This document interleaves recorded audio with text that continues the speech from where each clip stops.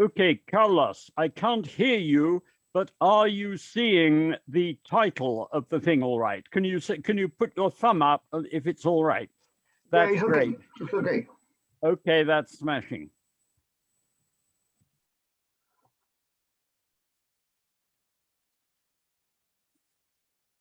Well, as this indicates, my talk today is going to be the 8th in our series.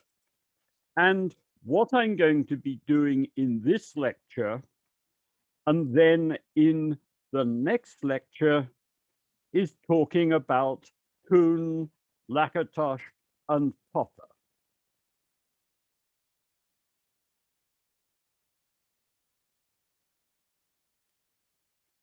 Thomas Kuhn, the author of The Structure of Scientific Revolutions, was trained originally as a physicist.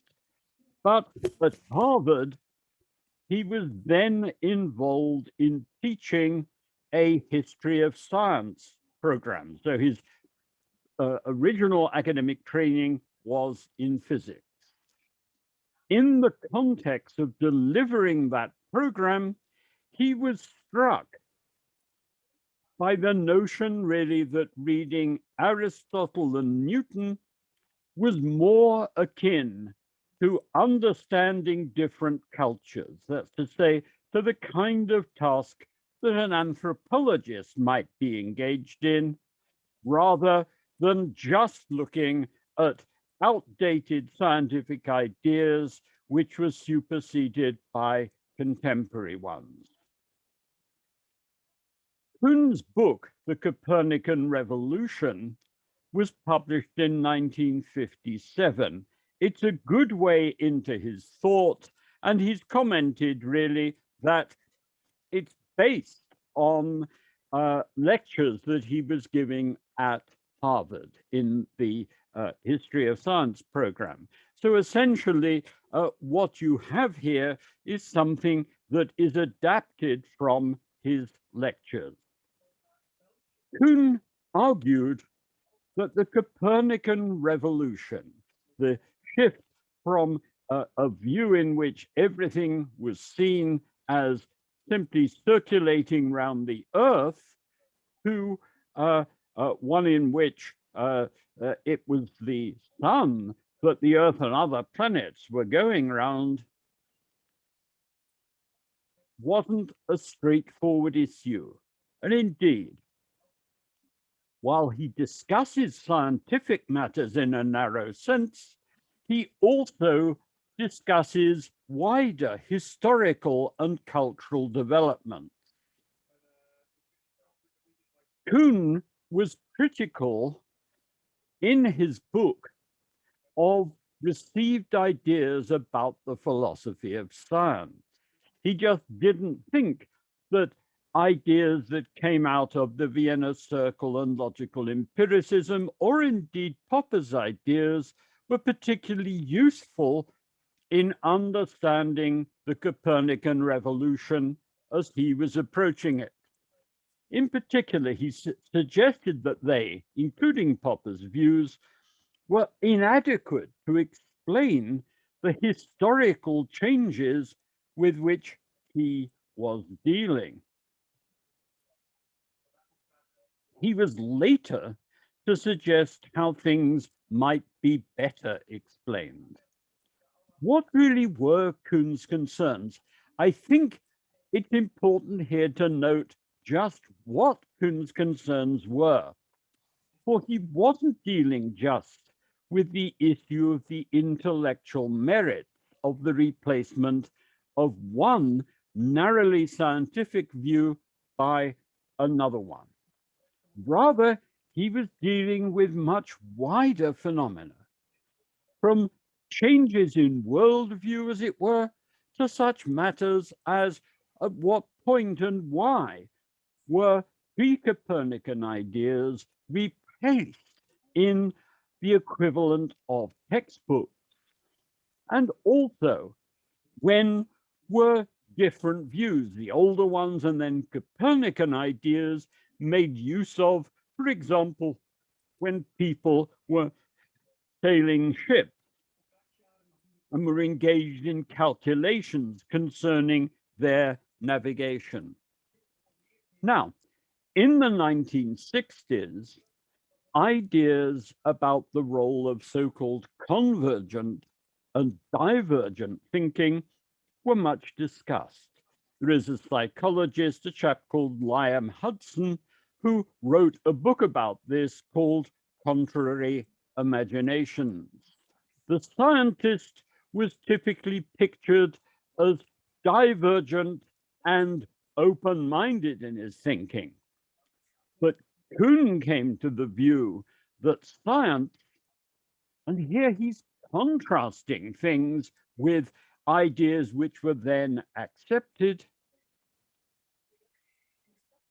He wanted to say that science isn't characterized by intellectual divergence and intellectual openness, rather by convergent thinking.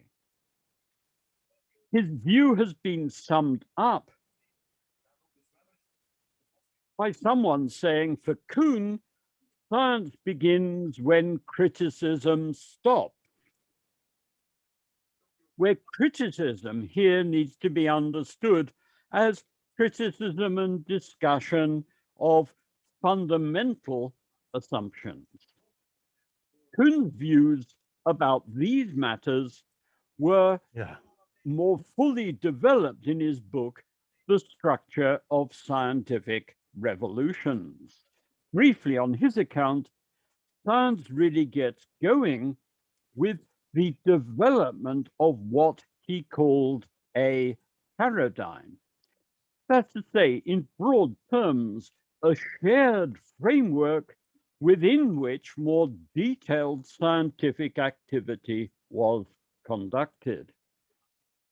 Prior to a paradigm emerging, there were, on his account, typically discussion of wide-ranging speculative ideas. There was philosophical discussion, methodological discussion, and so on. People who were engaged in this might indeed offer explanations of things. They may be interested in empirical examples and so on, but for Kuhn, that wasn't really science. But out of this, in terms of the account that he gives, there then emerges one specific account of things which, over a particular historical period, then becomes dominant. Kuhn's account of paradigms is very suggestive, but it might be said also to be problematic, in part because using this term paradigm, he discussed some rather different things. In part, also it seems to me, because he's actually concerned with some rather different problems. For example, he's concerned with such things as the long-lasting intellectual influence of theories such as Newton's, but also with the kind of training that people today receive if they are studying big science, or one could also say, or also economics. And for these people, the kind of view of their problematic, of the problems they should be working on, of the terms in which they should be tackling those problems with which these things leave them. What then are the characteristics of paradigms? They included, in Kuhn's account, metaphysical theories about the character of the world. So, for example, the kind of account that Descartes gave of the character of the physical world could and did serve as a paradigm. They were also views suggested by specific and successful scientific theories. So it may be the case, and this is quite interestingly the case with regard to Newton, that his ideas in his optic were thought to be very effective and important, but also many people then tried essentially to extend the sorts of models or the sorts of patterns of explanation that he had used there into other areas. These things might, as Newton's ideas did, serve as models for other work. In addition, in more modern times, paradigms might be conceptions of what problems one should be tackling and of how those problems should be tackled or addressed. These things are things that people receive as part of a scientific training. And I remember when I went to study at the London School of Economics, I think unwisely, but for reasons that seem in some ways perfectly rational, chose to study economics. And it was taught at an elementary level very much like a Kuhnian normal science. You were given, as it were, puzzles, examples of problem solving in relation to these, and then you were essentially trained to go off and do the same thing. And indeed, into these things, people might be socialized, such that behaving in this way, tackling problems in this manner, became what can be called second nature. It's something which simply then comes automatically to people. I remember in that context, a friend of mine, he was from Venezuela, and he moved to the University of Chicago to study economics. And he said, yes, they taught us in graduate work there to use particular kinds of Chicago style approaches so that if you were woken up in the middle of the night, you could just do it automatically. So you could do it almost in your sleep. Now, at a conference in 1965, which was held in Bedford College in London, out of which emerged the collection edited by Lakatos and Musgrave called Criticism and the Growth of Knowledge, Margaret Masterman gave a paper in which she was a bit critical of Kuhn in terms of his use of the term paradigm. Why? Well, because he said he actually used it in his book in 21 different senses. Kuhn subsequently himself introduced new terminology and developed his views in various ways.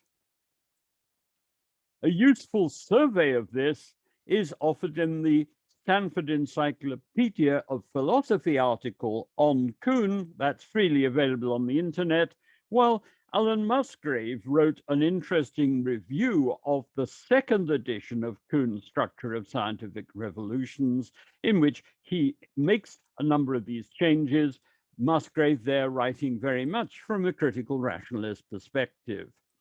This piece of his was called Kuhn's Second Thought, and I've given there the reference. I'll transfer that into the notes when I send them out.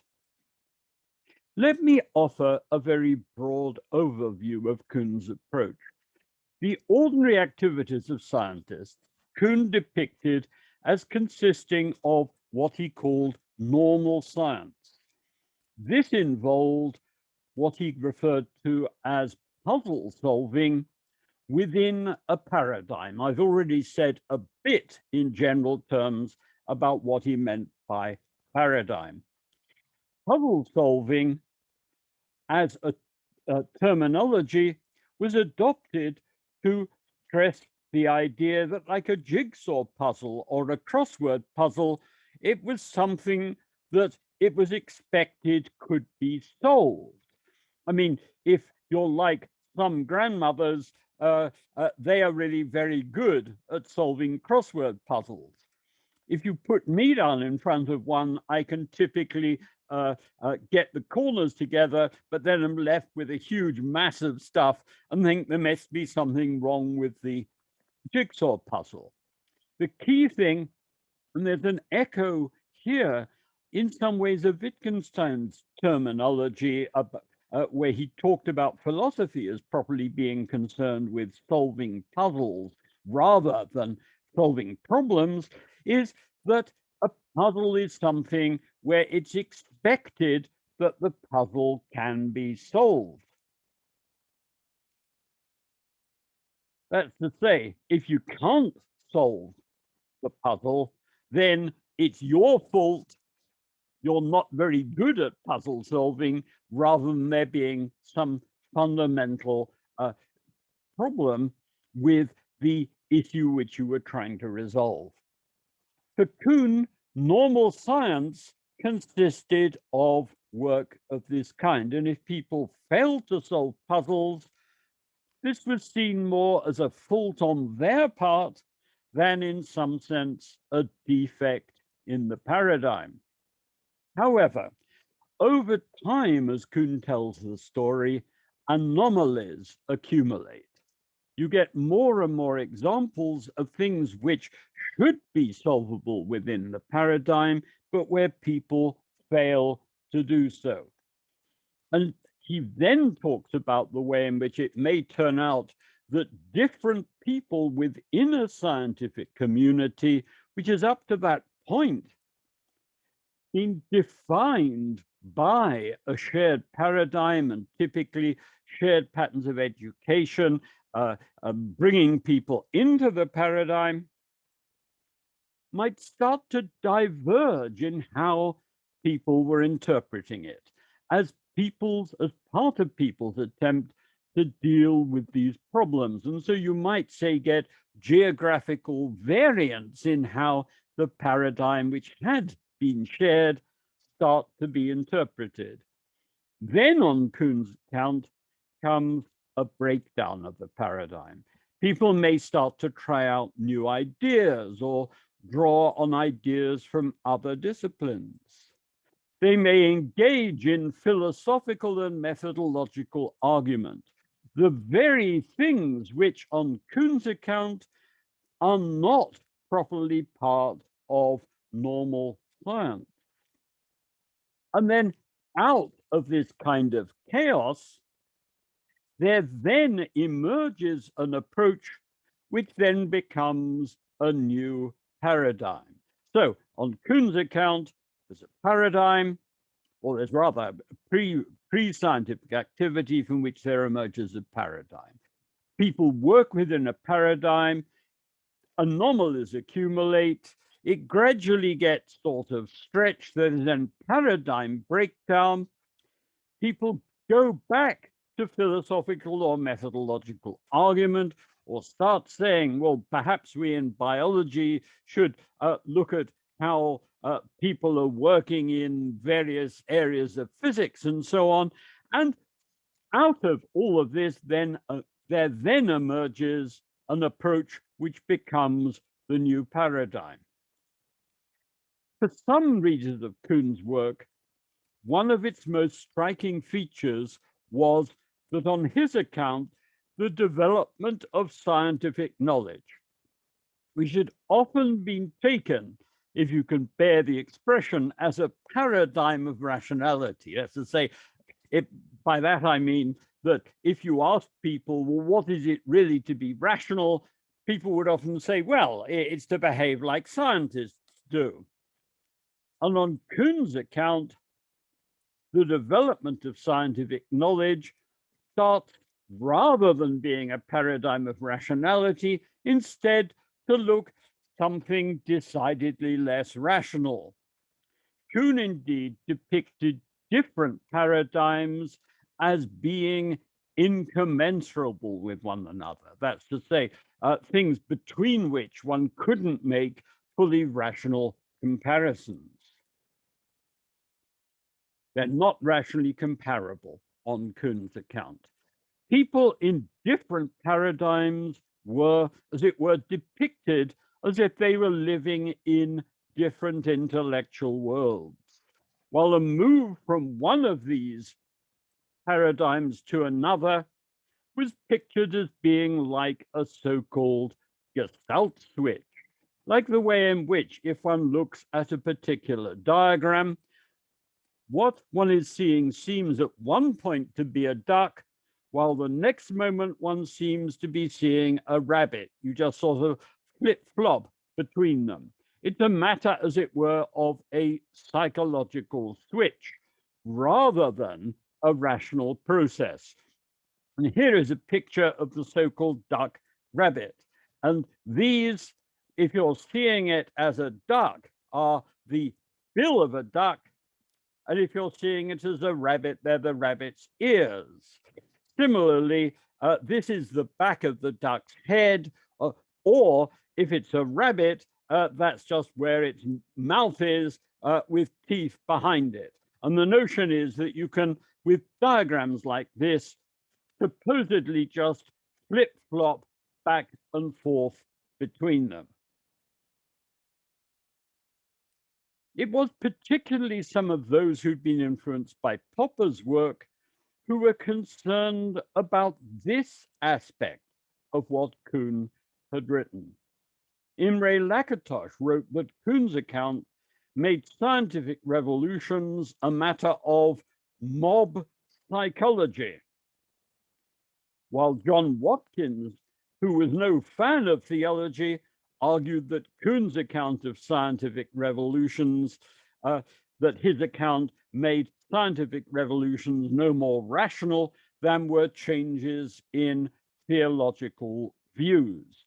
That's to say, it's these kinds of things which stood out to people who already knew about Popper's work. Why? Well, just because lots of other elements in Kuhn's account, particularly the role of theories and paradigms in interpreting observational material, was already well known by them. Kuhn's work was well received. It sold over 1 million copies, which is quite astounding for such a book. I mean, most academic authors are really delighted if they manage to sell more than 2,000 copies of a book. To sell a million is almost unheard of. Kuhn's work also led many people to see for the first time the significance of intellectual frameworks in science and of changes in them. And this was impressive to people, not least if they had actually lived through such changes. For example, in linguistics, there was a dramatic change that people went through from taking a broadly historical approach to then a more behaviorist approach to then an approach influenced by Noam Chomsky. And Kuhn, to them and to other people who'd been through such changes, really came as a sort of revelation, because it threw light on things that they had been kind of in a way aware of, but which typically weren't talked about and for which they didn't have any framework in terms of which these things should be understood. It also enabled them to see just what the role of theories was in terms of the interpretation of experience or the interpretation of scientific experiments. But these things weren't news to, for example, those who knew Popper's work, for whom it was the following features which were striking. And I'll assess, or I'll go over now, some of the differences. Some of the points at issue between Kuhn and Popper related just to what kinds of things they were concerned with. That's to say, some of Kuhn's concerns were with issues about the institutions and applications of science, which Popper didn't set out to address. people who like Popper's work might say that he has interesting things, well, he has things to say which have interesting implications concerning our institutions and applied science, but Popper isn't setting out to write about those things. Popper also isn't addressing such things as when textbooks and practical guides, for example, to navigation change between using one paradigm and another. When these things started to make use of a new approach would depend, I suspect Popperians would say, on a whole lot of different factors. Are the old textbooks worn out? Is it really the case that one gets a significant improvement from the new approach? Is it really the case that the newer ideas are better for undertaking practical tasks? Let us stick, however, to those fields in which they were actually in conflict. It's important to recall, when we go into this, that Popper wasn't setting out to offer a naturalistic description of the workings of science. I mean, he wasn't giving us an account which he was claiming just described how scientists behave. First of all, there is the question of what counts as science. Popper, in his discussion of metaphysical research programs, which I've talked about in an earlier lecture, recognized the existence and role of some of the things that Kuhn included in his terminology of paradigms. But Popper wished to distinguish between metaphysical research programs and testable science. Kuhn's paradigms really brought these things together, but in such a way that in science, understood as Kuhn suggested we should be understanding it, testing as an attempt to falsify had no real role. We might fail to solve a puzzle, but we weren't setting out to critically evaluate a paradigm by means of testing. Two things might be said about this, however. The first is that for Popper, while it is admirable for someone to criticize their own work, provided that it was indeed worth criticizing, I talked in an earlier lecture about some of the suggestions that Popper put up about what, in a sense, really makes a theory one that it is worth spending time on and trying to test. There seems to me to be no reason why the author of a theory should be motivated to try to kill off his or her approach. Rather, they might actually wish to try and display the sheer power of their theory by showing, for example, that it actually passes tests which everyone else would have expected it to fail. Further, for Popper, science is a product of friendly, hostile engagement between scientists. Scientists are interested in what one another are doing. People are friendly towards one another, but at the same time, it's quite nice if a friend of yours comes up with what seems to be a successful theory, if you can actually show that in some respect it isn't quite right. And one can surely expect that others will readily provide the criticism that you may not be motivated to provide yourself. Just as an aside, it's worth pausing here to highlight once again a key feature of Popper's approach. That is that objectivity for him is a tentative product of this friendly, hostile cooperation, rather than being something produced by an individual mind which is free of preconceptions.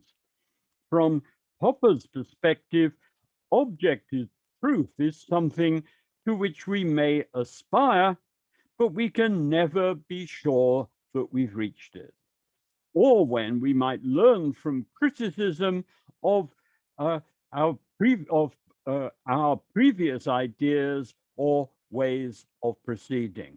And this is a key feature of Popper's approach.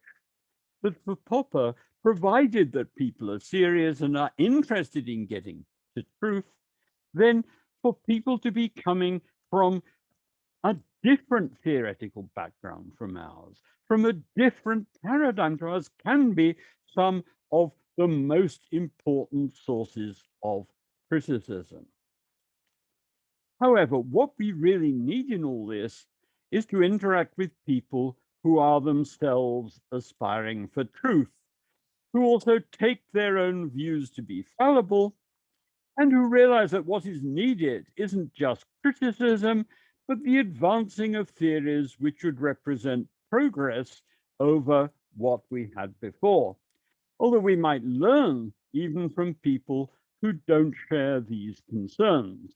And so, just as an aside, often one finds people influenced by postmodernism or post-structuralism who offer critiques of different approaches.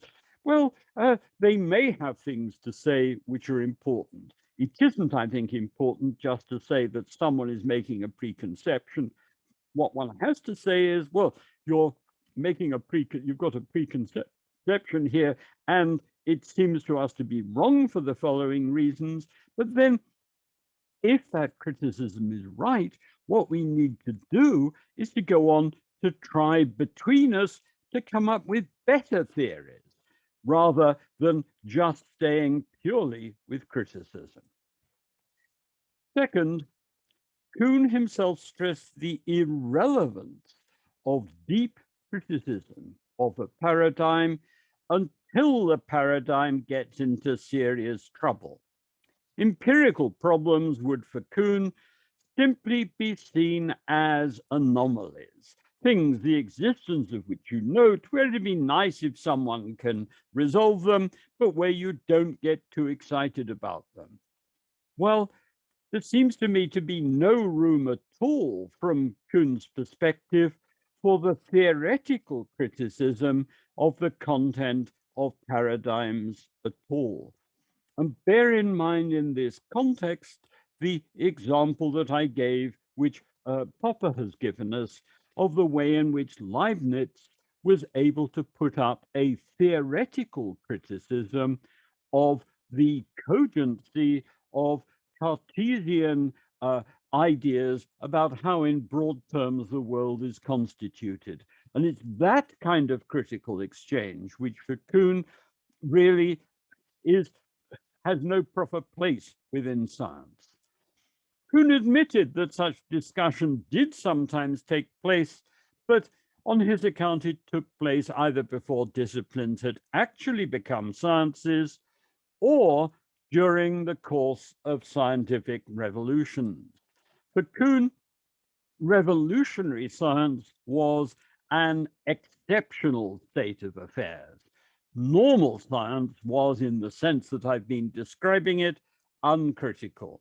And criticism of fundamental ideas had no place within normal science. Third, Kuhn stressed continuity within science.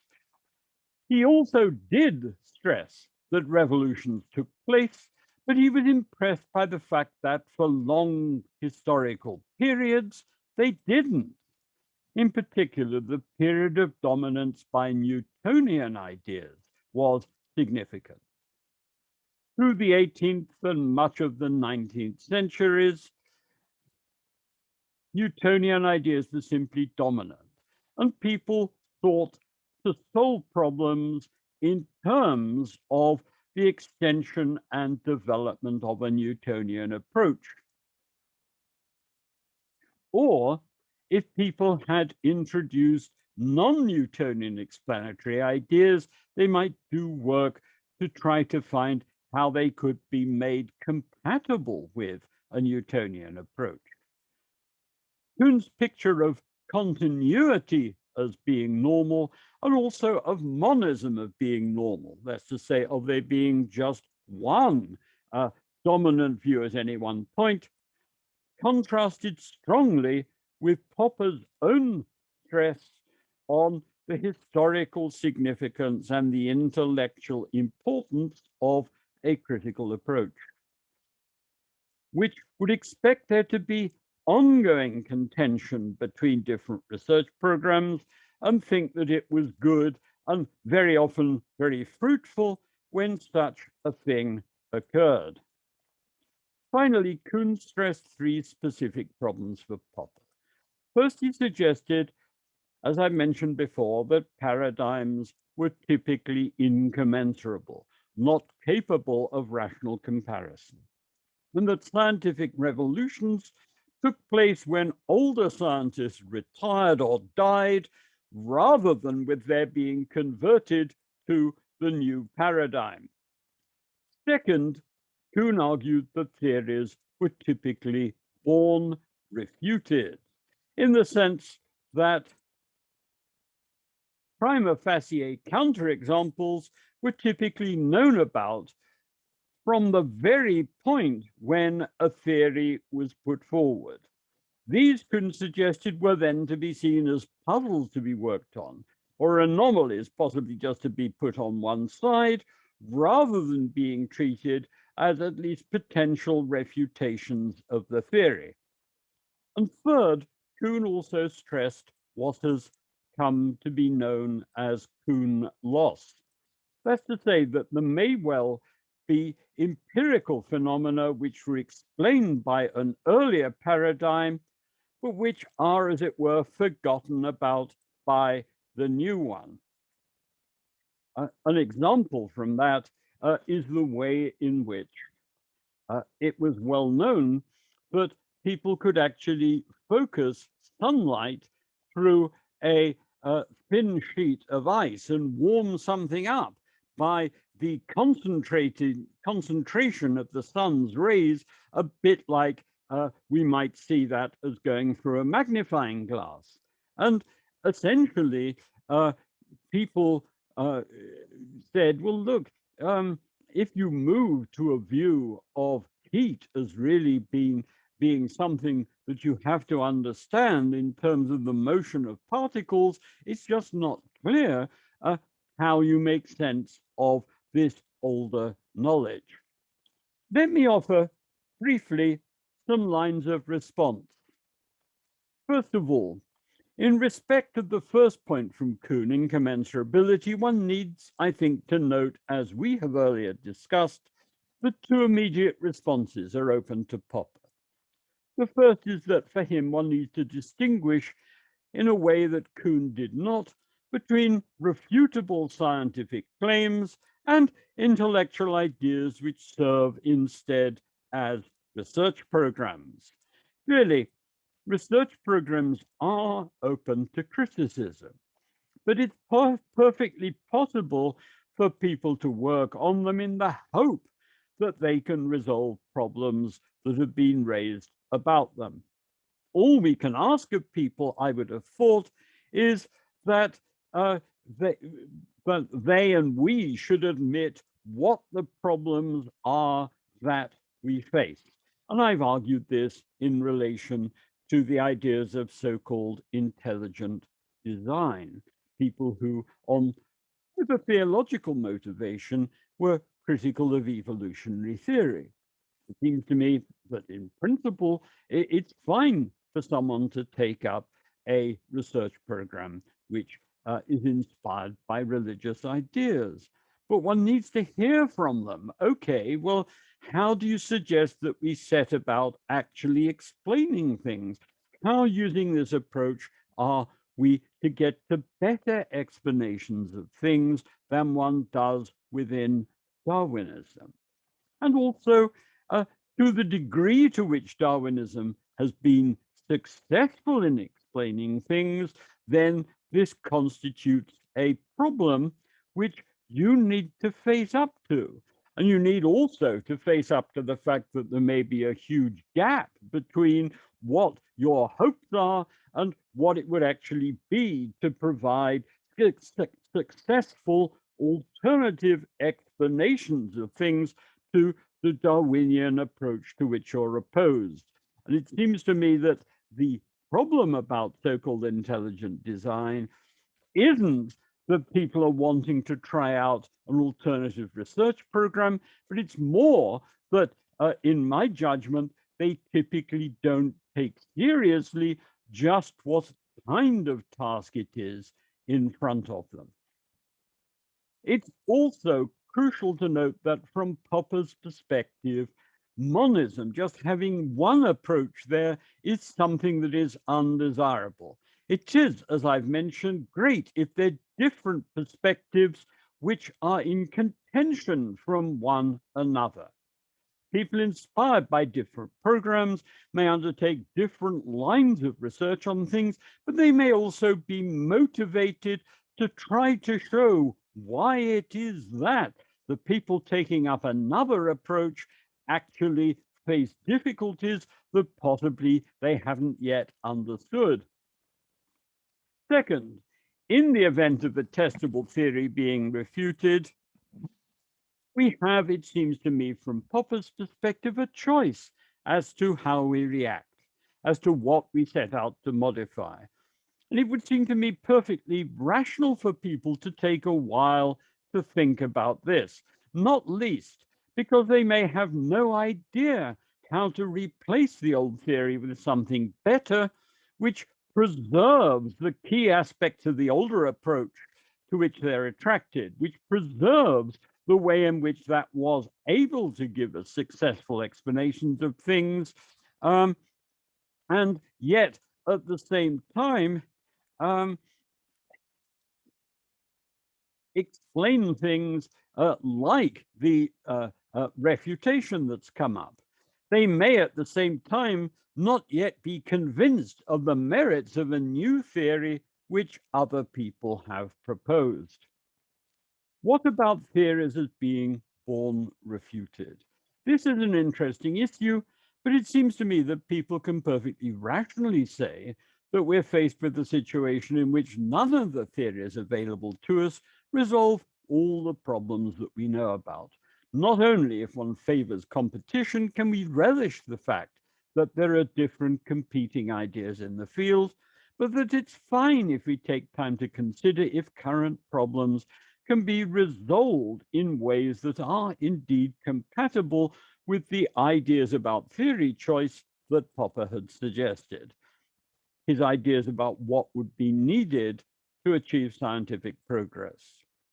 The issue of Kuhn loss would seem to me really interesting, but that the best way to handle it from a Popperian perspective would, in addition to our new and successful theory, be to preserve the additional knowledge, the things which we thought we could explain before, but which our new theory doesn't explain, in as strong a formulation as we can manage. That's to say, it would be great if we could explain everything that our old theories could explain, but if those theories are badly defective, and if we recognize that there are things that our new theory can't explain, I can't see anything against retaining those additional elements of knowledge, both because it may be of practical value, but also as serving to give us a target that it would be good if a new improved theory could also explain. A few additional issues. Popper thought that Kuhn had played an important role in giving us a picture of normal science, but he saw Kuhn's account, which he took as being in many respects correct, as serving to depict a terrible situation in which people were being educated in science just into forms of puzzle solving, and weren't being given the kind of education that they should have had, one which situated their work in broad intellectual controversies which formed its background. Popper, as against Kuhn, wished to stress, too, the role of creative imagination and in all scientific work, including in what Kuhn depicted as normal science. But also, he wanted to contest Kuhn's account of the history of science as monism punctuated by breakdown and then revolutions. For Popper, the history of science, just as a matter of fact, was more typically a history of contestation between different theories and research programs, rather than Kuhn's view that, in effect, science proper started only when people became uncritically committed to a specific paradigm. Popper favored the idea that there should be ongoing argument and contestation. Now, a graduate student in chemistry who was interested in Popper's work, a chap called David Probst, wrote to Kuhn and argued that science would benefit from a more pluralistic approach. That's to say, in this respect, he took up the Popper side of the argument and actually put this to Kuhn. Kuhn responded, and the correspondence between them is in the Kuhn archive at Massachusetts Institute of Technology. But Kuhn expressed skepticism as to whether science could, in fact, proceed like that. Clearly, this is an empirical matter, but my own experience of meeting with some top-rate scientists has been that they have typically had pretty wide intellectual interests and have been interested in this sense, a more Popperian than Kuhnian approach. And Popper has given some interesting examples of discussions that he's had with distinguished natural scientists of issues that relate very much more to paradigms and research programs rather than just to specific pieces of experimental evidence. However, there is a question of how this relates to the issue of specialization, which I will take up in a later lecture on that topic. Some final issues about Kuhn. My experience as a student at the LSE in the late 1960s was that the disagreement between Kuhn and Popper was important. It was certainly an important issue for Imre Lakatos, but two things are worth noting about it. The first is that if one looks at Kuhn's own autobiographical recollections, for example, to be found in a piece called A Discussion with Thomas Kuhn. It's the transcript of a recording of a discussion some people had with him, which is to be found in Kuhn's book, The Road Since Structure. Popper, Lakatos, and the LSE simply don't figure in a significant way. I think, in fact, that they may even not be mentioned. So while coming into these things from a Popperian perspective, as I did, this particular controversy was seen as a kind of key thing. For Kuhn, it really hardly merits a mention. And for Kuhn, by contrast, what is significant are his relationships with philosophers of science in the United States and with other British philosophers of science, such as Mary Hesse. Second, the issue of the rationality of scientific revolutions, in the sense here of paradigm changes, is, I think, only of real significance if one is a scientific realist. Or if one takes a non-realist view of science, if one says a kind of conventionalist, then such changes are simply matters of convenience and changes in convention, and thus not something to get particularly excited about. There have been people who indeed have interpreted Kuhn as a non-realist. But there is, I think, a problem about that. For the non-realist, historically makes a distinction between, say, sense data or empirical information on the one side and the conventional theories in terms of which we represent them. where these are instruments or conventions. But for Kuhn, we see everything in terms of paradigms. They affect what we observe and how we report on what we observe. So if one takes a non-realist view of paradigms, it's not altogether clear with what they are being contrasted. There may be ways to handle this, but the straightforward contrast between what is conventional and what is just given doesn't really seem to work as an interpretation of Kuhn. If one wished to take a non-realist view of Kuhn, this is an issue that I think would need to be sorted out. It's also worth noting that there's a certain ambiguity about Kuhn, in the sense that it's not clear to what extent he's offering us a history and sociology of science, or to what extent he's offering us a normative theory, giving us advice about what we should do, and something that is more clearly a competitor to the kind of theory that Popper is offering.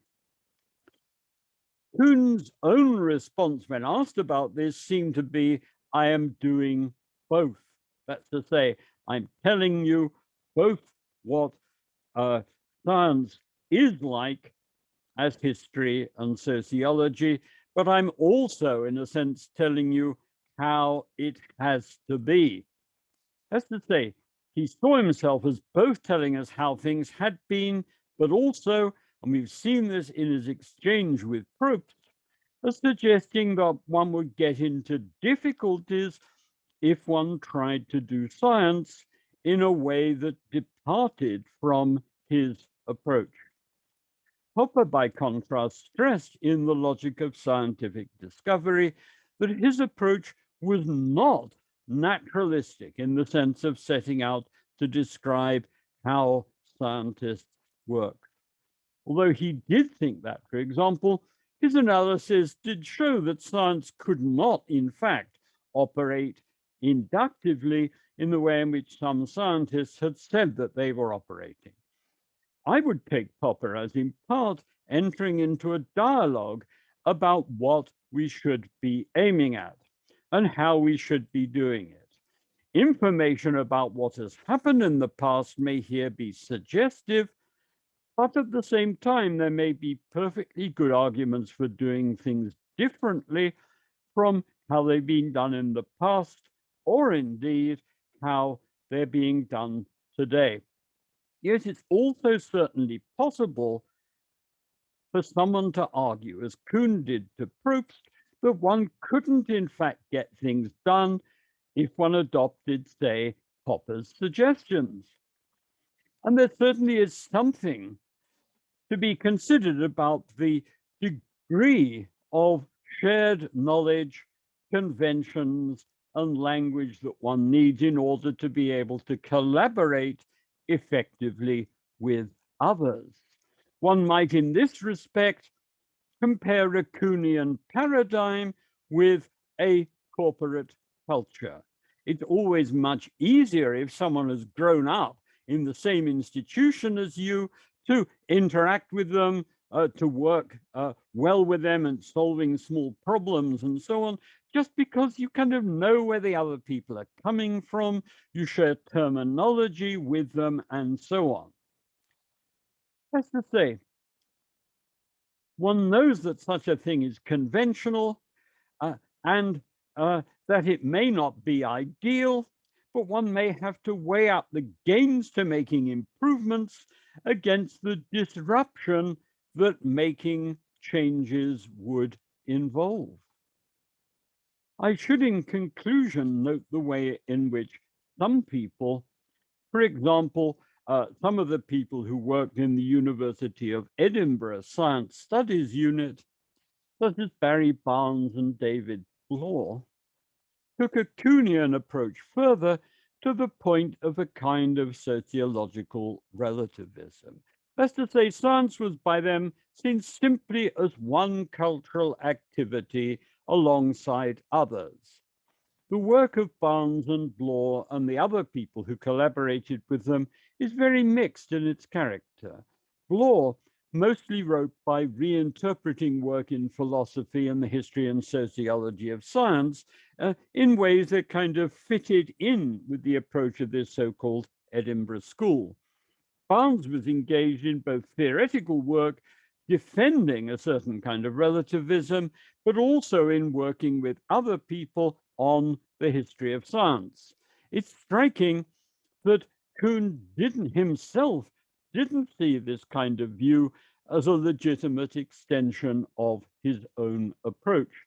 He, by contrast, thought that scientific progress was important, although it's not clear to me that he was able really to explain just what scientific progress actually amounted to.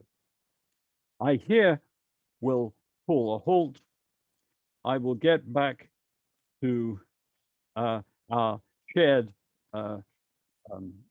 files and open myself to questions, criticism, and so on. Thank you, Hassan, much appreciated. Now, does anyone have any criticisms or suggestions? You have to stick your hand up. Hassan, and then Carlos. Hassan first. All right, thanks, Jeremy. I have a question regarding the topic of theory choice that you mentioned, that for Kuhn, everything is subjective and irrational. And you mentioned the criteria of theory choice adopted by Popper. And as far as we understand Popper, in fact, he just distinguished between unfalsifiable theories and falsifiable theories. Those falsifiable theories, if they have some consequences, if they are worth testing, then we should test them. But the criteria that Kuhn discusses in some of his article, he says that the criteria of simplicity, fruitfulness, consistency, internal consistency, external consistency, and so on, explanatory power, predictive power. Kuhn says these criteria are not objective because different scientists have different perspectives and different ways of measuring this, and so on. But when you said Popper's criteria of theory choice, you have anything from Popper's perspective, anything specific regarding these type of criteria, or just that falsifiability and testability and being empirical rather than unfalsifiable and untestable theories? Okay. First of all, there is a lot more to Popper's account. And indeed, when I was talking about the ideas in his book, Conjectures and Refutations, in one of the lectures, I tried to spell out what Popper was recommending in terms of the selection of theories.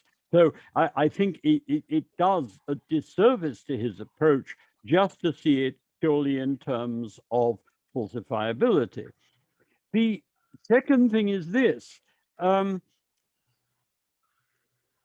I think in Popper's view, you both can have and have had really fruitful and interesting discussions, for example, concerning quantum theory between people who have different ideas as to what would make for a good theory. And these have been, I mean, you might say, well, they're philosophical exchanges. They're also things which in some respects then have served to drive work within scientific discipline. So that if people have been unhappy about non-realist theories, then they've been driven to try one or another kind of realist theory. I mean, there have been some interesting stuff. My impression is they haven't been altogether successful, but there's a wide range, not just of theoretical interpretations, but there's been an interesting interplay between this and certain kinds of experimental work and thought experiments. The other thing is that if you take seriously Popper's ideas about metaphysical research programs, then these can offer suggestions and arguments for them as to why one might usefully take up one kind of approach rather than another kind of approach. And the research programs themselves can't be empirically falsified, but you may, as in the Leibniz critique of Cartesian physics, be able to come up with really serious theoretical problems which pose big question marks over the coherence of a particular approach, even if so far it's empirically doing all right.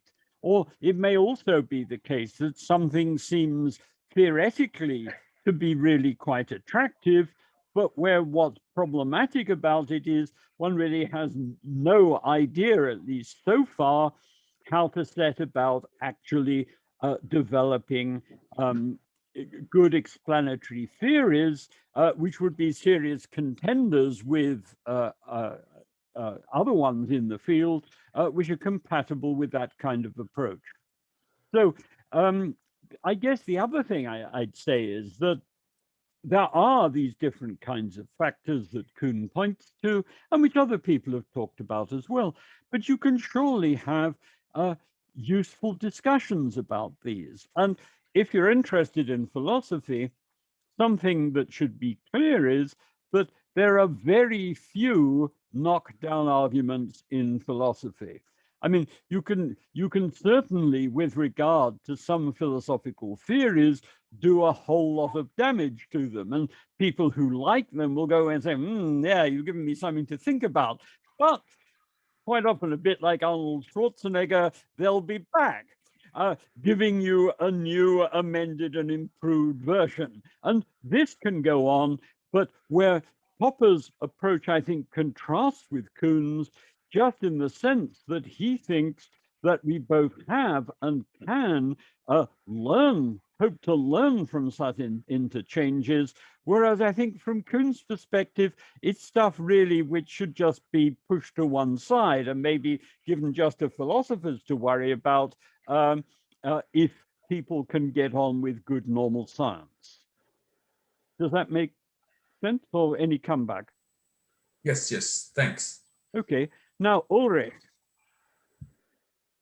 Yes, hi.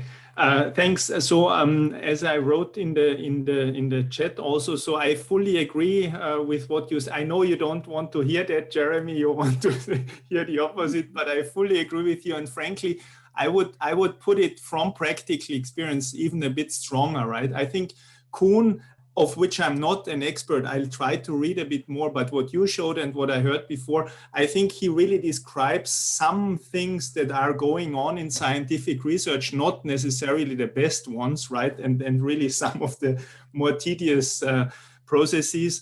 And I think it's nowhere near the fundamental perspectives that Popper is giving, right? So it's really, I think it's really comparing apples and pears when you look at Popper giving really sound fundamental epistemology and Kuhn describing some social aspects of doing research. It's a bit, maybe I'm exaggerating, but that's my view of it.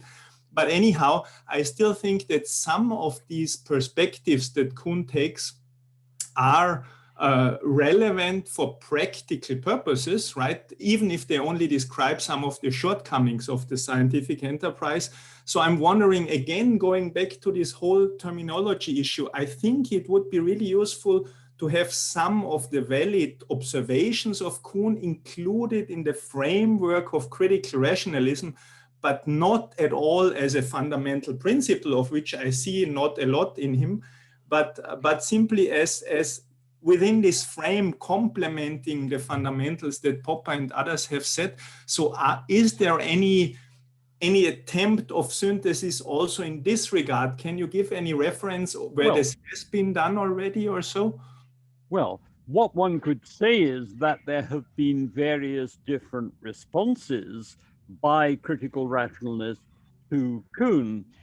I guess that probably the most common one is to say, well, within Kuhn's paradigms, there are things that are treated by Popper in part as refutable scientific theories and in part as metaphysics. And several people have proposed that.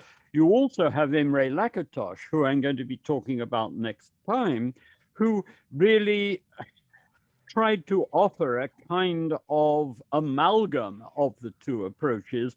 He was starting off to give a Popperian response to Kuhn, and critics of his might say, well, he ended up doing something which was closer to giving a sort of Popperian baptism of Kuhn. I mean, by this I mean the way in which, and I don't know if we have any Catholics here, and if we have, I apologize, but where it was often said that Catholic missionaries might go to some area where there was a tradition of particular gods or nature spirits and so on, and would basically rechristen them as, in fact, Catholic saints. Now, there is a degree to which one has Lakatos doing that, but with him also wanting to suggest that there are ways to how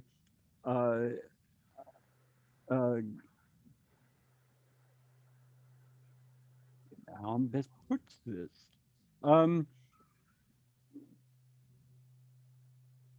One can really get over the problems. Mm-hmm. Okay. There was just a question that someone put up: what is the normative side of things from Kuhn? And just to quickly respond to that, it's basically that for Kuhn, a scientific approach is one that has a paradigm, and where you have successful puzzle solving taking place within the paradigm. And so he was kind of interested that his ideas were taken up by social scientists, but his view initially was, well, I was describing the natural sciences in many respects by contrast with the social sciences. You could well say, well, economics in many respects looks rather more like a Kuhnian normal science with, from time to time, Kuhnian style revolutions. Yeah, No, if I may comment, it was my question. Yes. Thank you but so he was not after anything more than a kind of description of what it is, science. Oh. He didn't want to explain why he thought what he was thinking about science, neither come up with improvements like you always have with Popper, stressing the attitude of scientists as, you know, as an endeavor to continue or to grow knowledge. So well, was he only after a description? No, because in Kuhn's view, he had, I think, highlighted some things that many scientists weren't aware of about how science operated. But also he was saying, look, this, in fact, the description that I've given also characterizes what science should be like. And as I described when talking about his exchange of letters with David Probst, Kuhn thought that if you tried to do it differently, say as Popperians would want to do it, then the result would be chaos. I mean, it would be, and here my analogy of a corporate culture isn't a bad thing. I mean, that if you imagine an organization which suddenly brought in people who've been trained in just very different disciplines, very different ways of measuring things, had different vocabularies and so on, it would just be chaos. And so you can see Kuhn as not only describing, but also arguing for the sort of picture that he's offering. Just a quick follow-up, Jeremy, yes. Right? Sorry, I've got a couple more hands in a second, okay. But just do follow up now. Well, just directly on what you said now. So isn't there anybody, but wouldn't that be sort of in the sense of critical rationalism be something that one should sort of really implement, rather than just rebaptizing or encountering these views, to say, okay, within critical rationalism doesn't mean that you say everything is meaningless. It means you go for meaning, right? And that somehow to, again, to synthesize that more. So Imre Lakatos, like you said, seems to go a bit in that direction, but beyond that, is there anybody who, or did Kuhn himself ever consider what of his works could be part of critical rationalism as a wider framework? Well, I think Kuhn himself was not, I mean, he had an exchange with Popper, and there is a piece by him that there is material in Criticism and the Growth of Knowledge, and there's a piece also, I can't actually remember if it's the same as his thing in Criticism and the Growth of Knowledge, that there is in the Schilp volume a piece by Kuhn. The issue, I think, is this. A critical rationalist might say, Kuhn has highlighted a number of things that are really important. However, some of them are things which are important, but which one shouldn't muddle up with the kind of issues that Popper was discussing. Some of them, the critical rationalists would say, are to be seen as more like metaphysical research programs. And these were the terms in which Lakatos was initially trying to respond to Kuhn. There are other things where one might say, well, what about the epistemological consequences of the organization of science, of how one gets papers published, on how one gets grants, or how journals are organized, and so on, how departments are organized. And it seems to me personally that there should be useful critical rationalist engagement with this. Popper himself didn't like discussions of, even critical discussions of the sociology of disciplines and so on, and I think that that's a great shame. It's stuff which I'm very interested in, but he really thought it was a bad idea.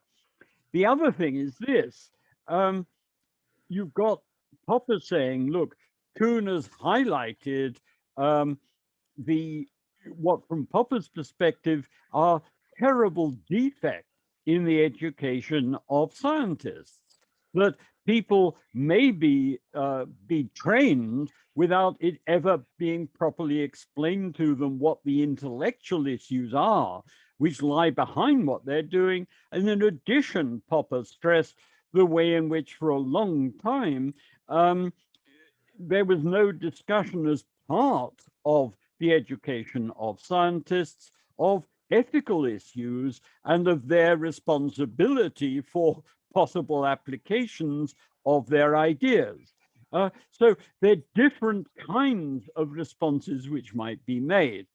I think you could say, well, would it be good if there was a kind of grand synthesis of all this?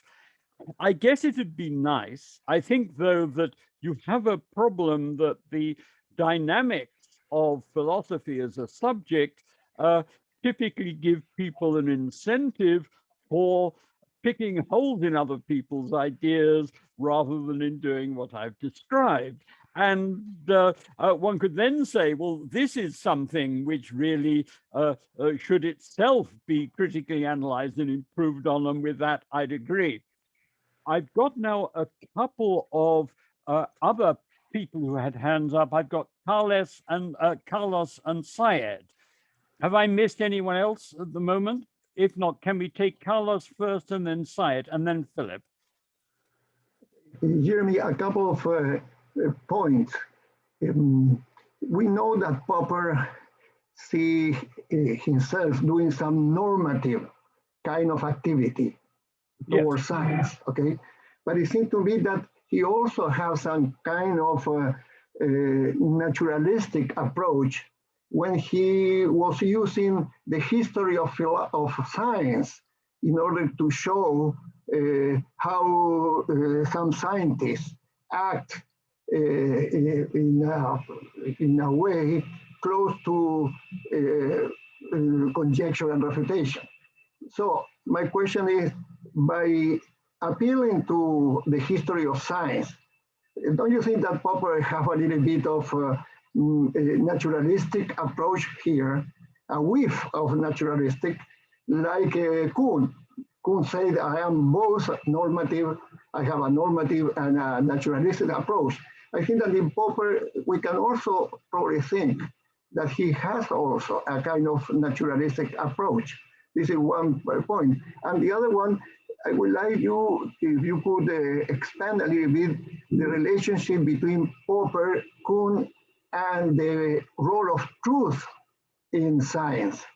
Because I think that there you have a big problem between those philosophers of science. Okay, let me say first about naturalism. I think that in Popper's view, some great scientists sometimes did things which he thought were really splendid. At other times, I think that he was critical of them. And so I think also his view is sometimes people in science gave accounts of what they were doing, which just actually can't work for reasons that one can demonstrate.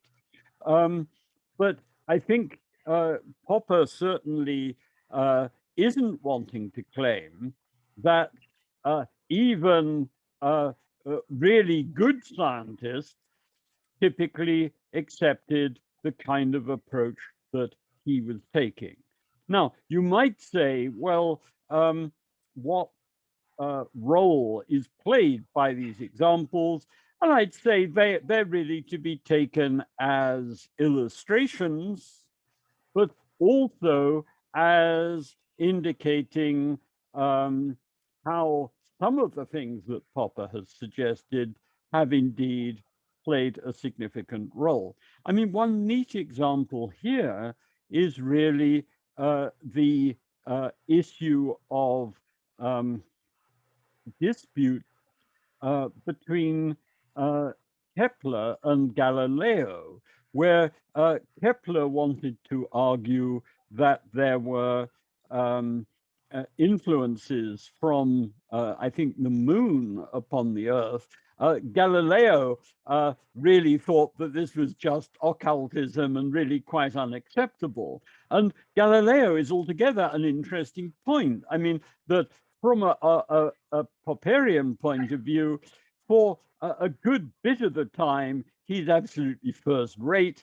But at other points, he behaves as if he thinks he can actually demonstrate to other people that his view is true, or he turns his back on things which he should, at the very least, if he didn't find them acceptable, really have found them very interesting and provocative, just really because, I mean, he was something of a showman, and also, I think, seemed to be very reluctant to show any element of fallibility about his views. So, I mean, from Popper's perspective, I think you can say, well, there can be people who in some respects are really just great.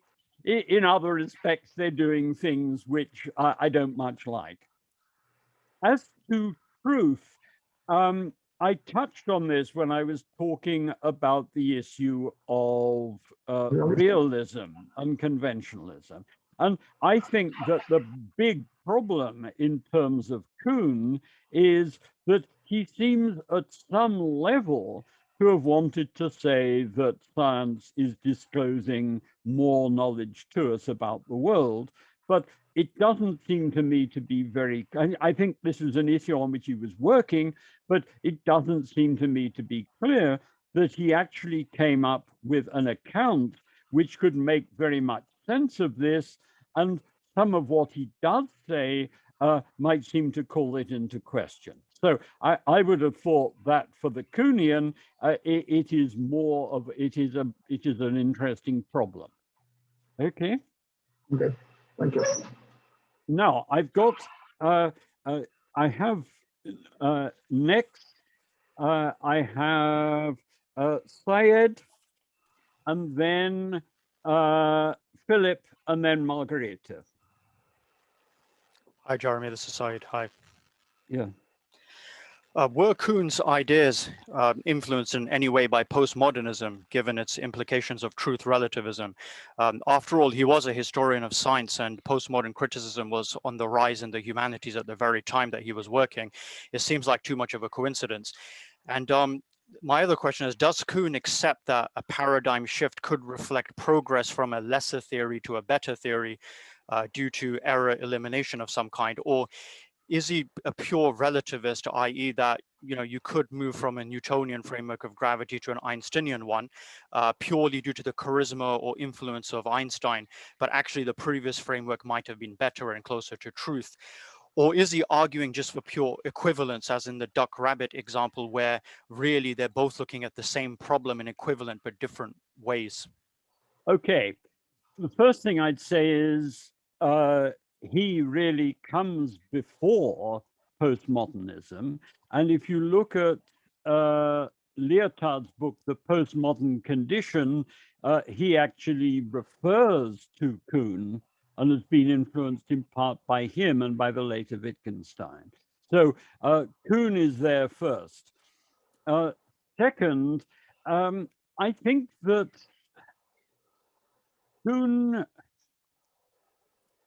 for Kuhn, the issue of relativism wasn't something that he was happy with and that he was wanting consciously to be a champion of.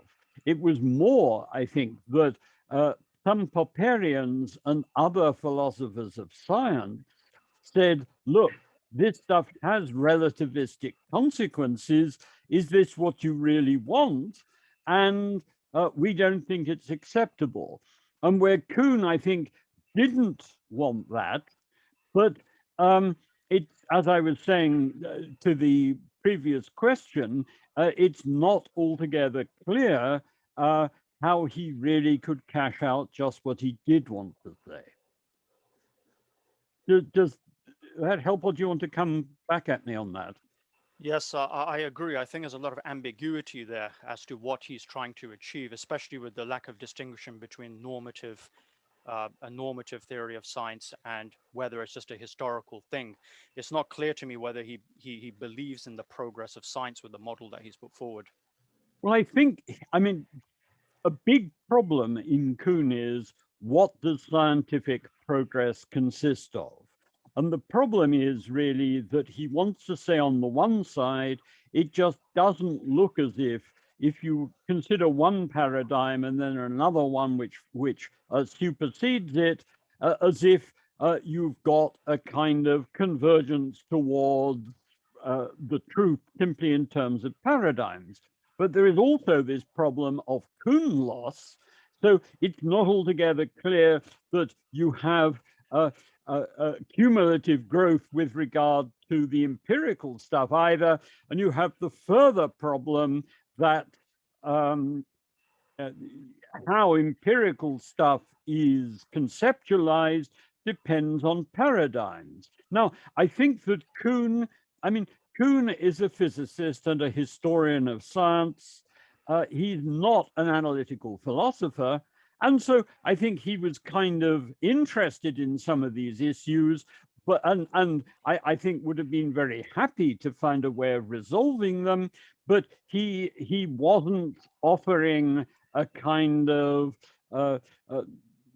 tight theory which could resolve all of these matters.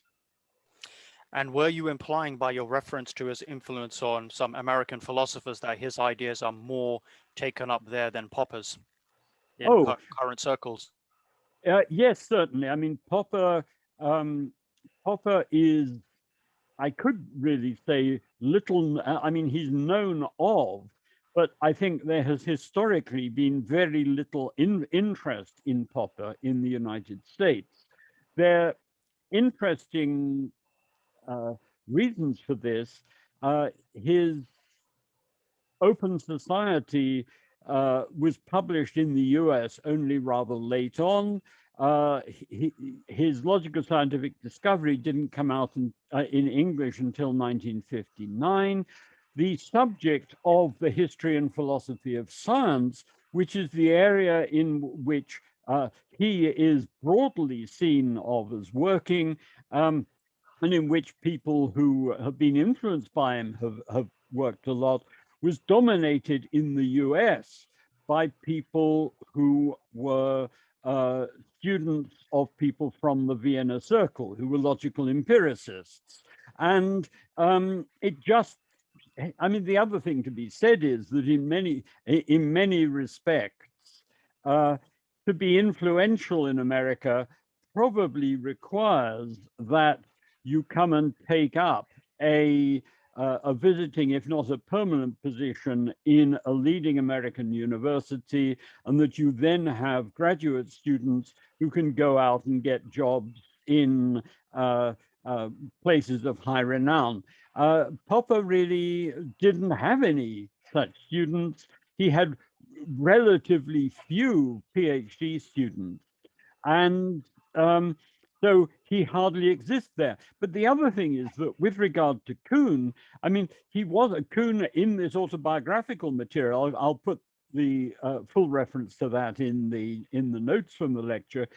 He's really talking about his intellectual exchanges with various American philosophers, not just a matter of his influence. And so it's really just that what, from the perspective of the LSE, looked a kind of big deal with Popper and Kuhn going head to head, was for him a kind of local disturbance in a foreign country, as it were. And I don't know if I can, yeah, I will say this. I apologize if I've said it already once. I was very struck when I was living in the United States by the Weather Channel, which was there, which used to show pictures of hurricanes, which would be shown in full detail when they were crossing the United States, but which, if they crossed the border into Mexico or Canada, just disappeared. And this seems to me to broadly speaking, sum up the picture of things in America, so that I don't mean that people from other countries don't come and take up positions, but really, unless they are there and are influential, then they are hardly recognized as existing. A further problem, in a sense, was that Popper was invited to Harvard to give the William James lectures. And a condition of these is that the William James lectures are manuscripts after the lectures have been given, has to be deposited in the library at Harvard, and they're typically published. Popper never wrote up his lectures. And I think that that could have been a really good opportunity for him. He went occasionally as a visitor to the US, but really made very little impact there. But that's just the kind of sociological stuff. I'm getting music. Sorry. Could I now go on to Philip is next, and then Margareta. Thank you. I was going to ask a question concerning truth, but Carlos effectively asked that question. Could I just ask on the very last thing that you had mentioned? You had talked about the William James 1950 lectures in Harvard. I had the impression that the Bucket and the Searchlight that is appended to the Objective Knowledge volume was one of the papers he presented there. And that was, I think, the first drafted in 1948, but I think he said somewhere that it was presented at Harvard as part of that series. And it always struck me as an interesting possibility that Kuhn was part of that audience that heard that particular lecture. But anyway, do you happen to know, just on that very quickly before I get into the yes. other thing? I've done a bit of investigation of this. My suspicion is that some of the material, Popper has given different descriptions. Well, he's given a description of what was in the lectures. Mhm. It's also the case that we have notes from the lectures, but not very extensive ones. I also was introduced when I was visiting Boston to someone, an elderly chap who'd actually attended the lectures. And my impression is that the material, at least in part, discussed some of the things that went into the indeterminism in quantum physics and in classical physics, not least because he's got some material there about the implications of some of Gödel's work, which is certainly something that he talked about in the lecture. What I was told was that he spoke extempore, which he tended to do at that age, and that it wasn't rated particularly effective by the people in the department, and that the stuff about Gödel was just found rather puzzling.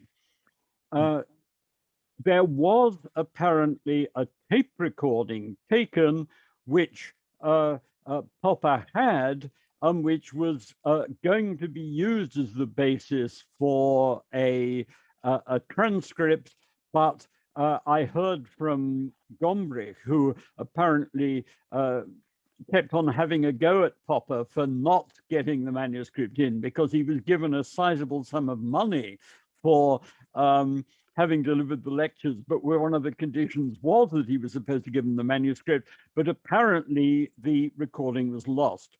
The other piece which you're referring to, the bucket and the searchlight, was something that he gave, I think I'm right in saying, at Alpbach, or a precursor of Alpbach, in 1948 in German, which was published fairly quickly in German, and which was then only, and then a translation of it with some added material was then appeared in Objective Knowledge. But that wasn't the material.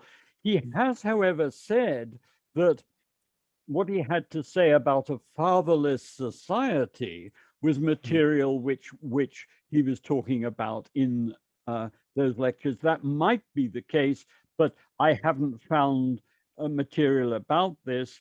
And just because I think what Popper may have been lecturing from was just these notes, I am really skeptical about any possibility of reconstituting these unless somehow the recording miraculously should turn up. There does seem to be a little bit of resistance to Popper in his 1950s, the visit that he made to the United States, which I think was his very first visit there in 1950, seems to have rallied opposition to him rather than encouraged others to consider his view.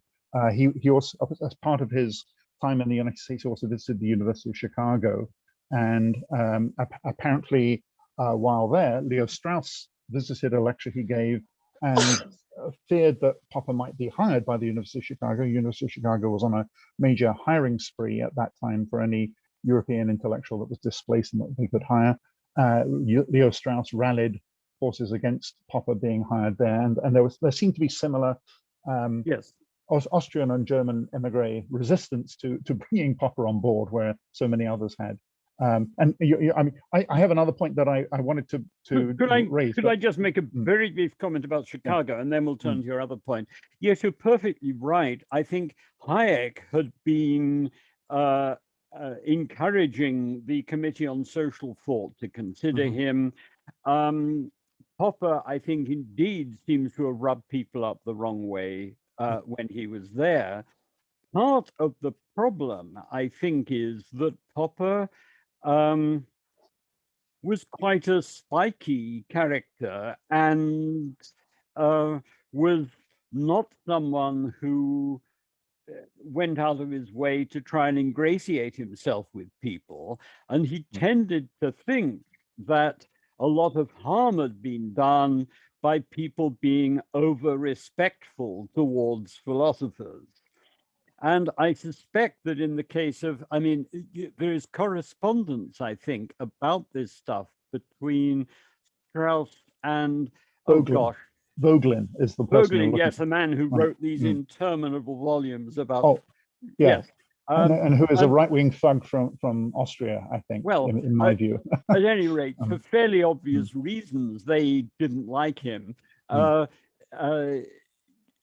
Strauss really hated his interpretation of Plato, but I'm not really sure that one can actually make sense of things if Strauss's view of what Plato was up to is really taken seriously. But neither here nor there. But it's clear that he saw someone, Popper, as someone who's almost the antithesis of the kind of people that he thought that they should have in his program. But I'm just trying to think. He gave a talk also possibly at Yale when he was over there, because I have a feeling that John Watkins may have heard him talking then. I think that this, I may have muddled up the dates, but it may have been the occasion when Popper recounted this stuff as usual about observe, and when Watkins said, well, the problem was that he'd got his sock rucked up in his trousers, and so there was actually something that everyone would have observed. But I think it's very clear that that didn't go down at all well. But it's also worth noting that there wasn't much substantive stuff of Popper's readily available at the time. Yes. Now, you had another question. Yeah. Well, so I was, Said had mentioned, the possible hostility of American philosophers on their own receptiveness, and I think that episode in particular kind of didn't help, and he could have made he could have come to Chicago, as you say. Hayek had hoped to persuade others at Chicago to hire him. That didn't happen. And I think he never built up a following or an influence in the United States. But the other point about Popper and postmodernism, I think Kuhn and postmodernism, I think one of the interesting things is that in many respects Popper is the founder of post-foundationalism in many respects in modern science, and Kuhn seems to be not a post-foundationalist. He is looking for alternative foundations to the truth. So there is not the quest for truth. There is instead a quest for community consensus and for endorsement from almost, he starts off by talking about science in the Reformation. It's almost as if you have a reconstitution of the church's authority as the authority of the scientists in Kuhnian science. So you are establishing a kind of collective consensus that is the foundation for the scientific enterprise in each of these eras. The other related question, perhaps, or related matter perhaps, is in terms of the type of science that Kuhn was addressing. He was, as you say, a physicist by training. This is at the time when physics had gone from being a handful of scientists before the Second World War, indeed traditionally, into this massive part of the military-industrial complex, not only of the Second World War, but of the Cold War.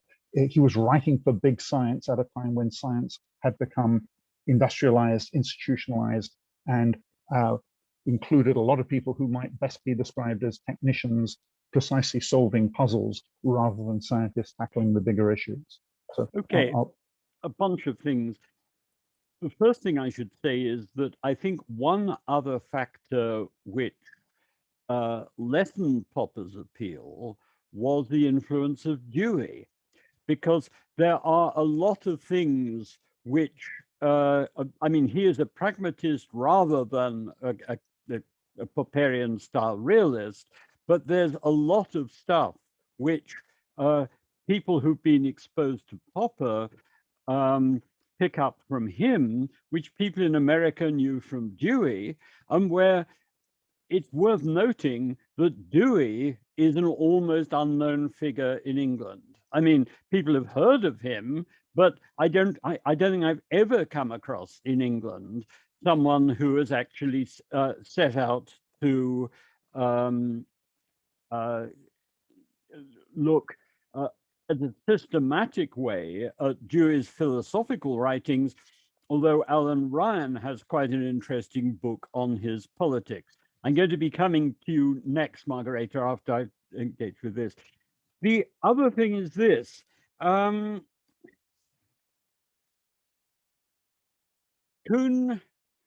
was trained as a scientist. He was struck by different things, like the influence of a kind of Aristotelian paradigm in understanding the scientific world, and then by a Newtonian paradigm. But what, in a sense, is a little strange about Kuhn's book is that his presentation and discussion of this is sort of run together with his discussion of phenomena of big science.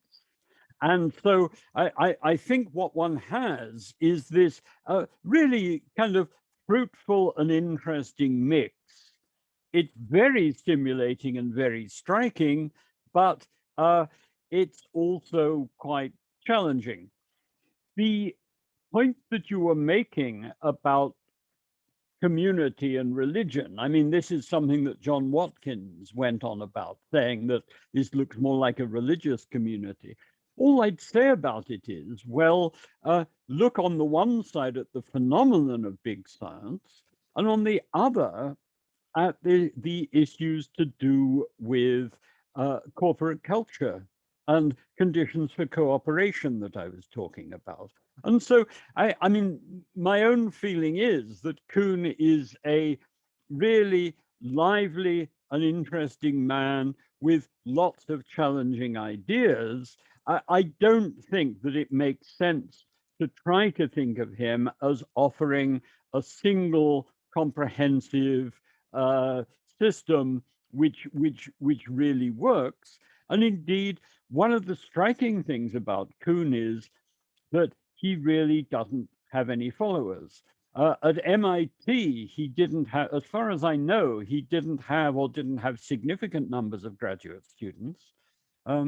Indeed, one of Lakatos's plots was to try to do things in with Kuhn so that he could steal Kuhn's kudos for the benefit of some of his own graduate students. But Kuhn doesn't really give rise to a school. I mean, there are lots of people who are interested in him and discussions of him, but you don't, as it were, get the mantle being handed on or even stolen by somebody.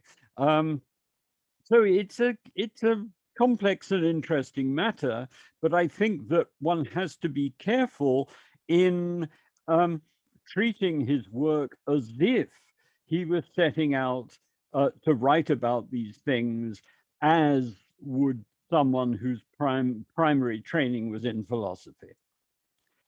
Now, I've got, this is just a brief point, Carlos, because I've got Margareta here who's been waiting for a very long time. After her. Okay, No. Margareta, you're mute. All right. So first, Jeremy, I really I was very excited when I heard you act. I mean, if I can use that word, I tried not to show it when you brought up John Dewey, because I also have a sense that John Dewey and Kuhn and Karl Popper have much more in common than meets the eye. That there is really a great opportunities there, and then I just wanted to share that with you. But then my question is more something I like to have a comment on, and that is that perhaps Kuhn was more into a psychology of science, in that he totally got into the work of Ludwig Fleck on the creation of a scientific fact, And so that's really just how a gestalt is created and how the switching happens from one gestalt to another. And that Popper was interested in logic as opposed to psychology. So that to kind of understand the difference between Kuhn and Popper is really to recognize that Popper say we need to go to logic is to get answers instead of saying in psychology. And that Kuhn like never went to logic. He kind of stayed in psychology and now started talking about Ludwig Fleck as this really important book that everyone should read. And that was kind of the way that Popper and Kuhn missed each other, is that they didn't understand they were talking about something slightly different. So, okay, two comments. I mean, I will leave you to Dewey. Everything that I've seen of him makes him someone whose work I'm not going to rush to spend a lot of time reading, but this may be largely political prejudice rather than, and I should maybe stick to his more narrowly philosophical works. In terms of Kuhn, Fleck, and psychology, there were claims that Kuhn had been influenced by Fleck, and people sort of excitedly banded his name around as the source of some of Kuhn's ideas. It seems to me that in many respects, one can see what the kind of thing that Kuhn was coming up with as being a perfectly understandable response to the problems that he had disclosed in the Copernican Revolution. I mean, that he just thought an explanation was needed. You may well be right about psychology and logic. There's a paper in Criticism and the Growth of Knowledge, I think. I'm just trying to remember. It's something like, it has logic and psychology in the, something other on the psychology of research, but now I can't see it now. But yeah. I will come up with that later. The key issue, I think, really is that Kuhn hadn't, I think, appreciated what for philosophers the significance would be of some of what he was saying about psychological incommensurability. And that it was this which was like waving a red rag to a bull in terms of philosophers who are very much preoccupied with that kind of issue. And I think that Kuhn, in a sense, didn't quite realize what he'd got himself into by talking in the terms that he had, and then seemed effectively to retreat a bit from this. So Philip's just given us the title.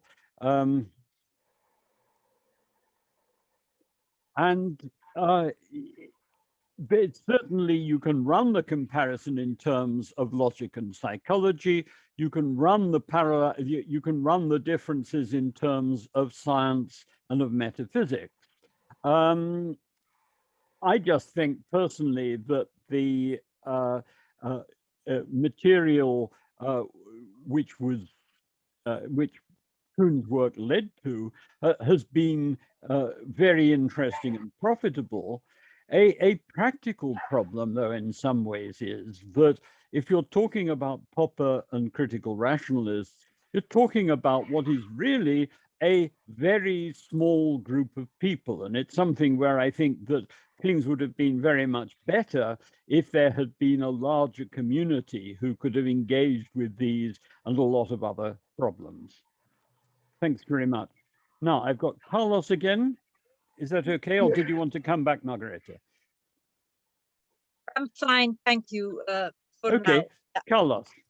Okay, yes, I want to give a sort of a conjecture about Popper reception in the USA, in the United States, okay? Let me give you a short experience. I was doing my graduate work at Washington U from 1974 to 1979. And actually, as you know, Popper gave a second Arthur Holly Compton Memorial Lecture at Washington U in 1965. No? And when I was there, I realized that many people, including Richard Randner, the author of Philosophy of Social Science, many of them have a strong difference with Popper's idea that Popper has solved the induction problem, okay? And in that moment, most of them were still thinking that you can devise some sort of theory of confirmation a la Hempel, or they were trying to answer the problem of induction using well, Carnap idea of inductive logic. So I would say nobody believed really that Popper has solved the induction problem. And then they were very working in different fields in that moment, very far from Popper's idea that he has solved the induction problem. So I just want to share with you this experience. Yeah, that makes perfectly good sense. But I would say that there is well, I've just been struck by the way in which, when I was taught at the London School of Economics initially, the kind of introduction to Popper's work that was given made it, I mean, different from, but much more similar to arguments going on amongst logical empiricists than I would see the significance of his work as being now. I have got a quite an interesting publication which was written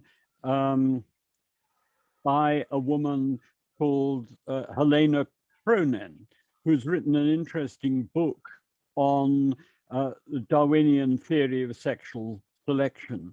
And this was a kind of handbook for people who were studying the philosophy of science at the University of London as students working at home rather than being enrolled in one of the colleges.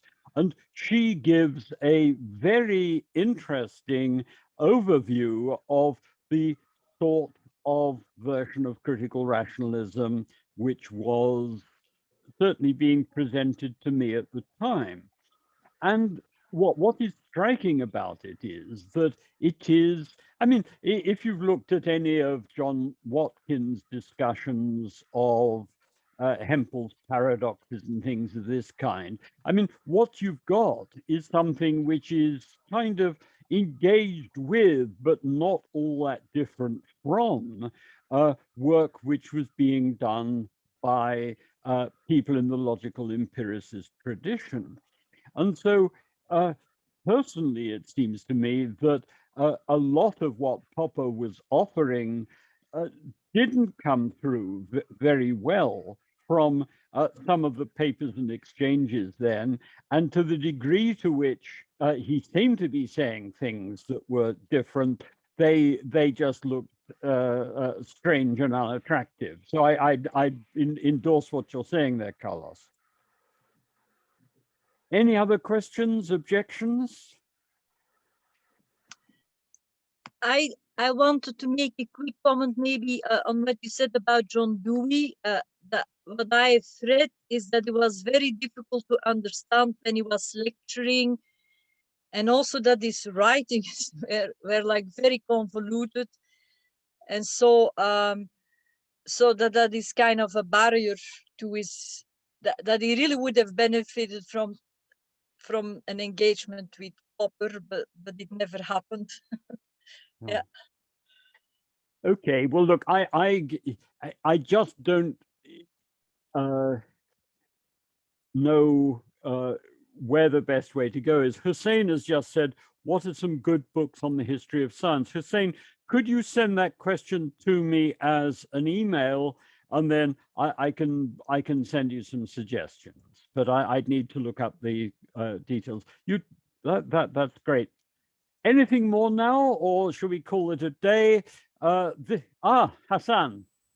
This is just something entertainment before we go. That in the article Logical Discovery or Psychology of Research, at some occasion, Kuhn tries to say that his approach is not so much different from Popper's, and he says, I'm going to explain something, and in exploring itself, Karl's duck may at last become my rabbit. So he uses the duck rabbit analogy. Yeah, this is just... It's nice. And I mean, he has suggested that there are more commonalities. J.O. Wisdom, who was someone, I was never taught by him, but he used to teach at the LSE and then moved to Canada. And he wrote a piece in the Popper Schulp volume saying that they're talking past one another, is that Kuhn was really talking more about metaphysics. So I think that there are possibilities. On the other hand, I think that there are also some interesting differences. My own view is there's still a lot of work to be done. But with that, I think I should thank you all very much for putting up with me today. If there are any questions or clarifications which you'd like me to sort out, do send me an email. I will try and get the notes done on Monday. And the notes that I should stress to you, I make some corrections to the overhead material, but I also annotate it, giving more information about references and so on than is possible in the talk. And next week, I'm going to be talking about Lakatos and Popper, which should be quite a fun one. Okay, thank you all very much. Bye. Cheerio. Bye, everybody. Bye-bye. Bye-bye.